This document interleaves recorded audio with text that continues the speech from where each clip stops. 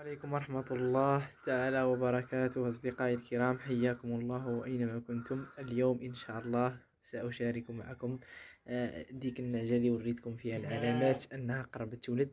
تقريبا مضى الفيديو 3 أيام، اليوم ولدت. سأشارك معكم هذه اللقطات الجميلة. المرجو أن ينال هذا الفيديو إعجابكم، وشكرا.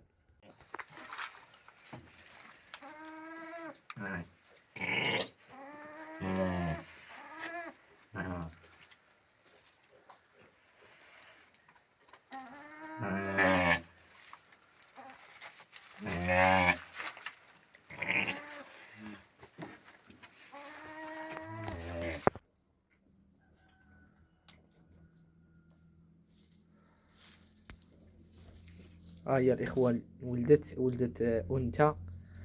اقترحوا علي الإخوان شنو نسميها في التعاليق. اللي عجبته شي سمية نسميها إن شاء الله. هذه أفضل لقطة على الكسابة الأخوت. الحمد لله.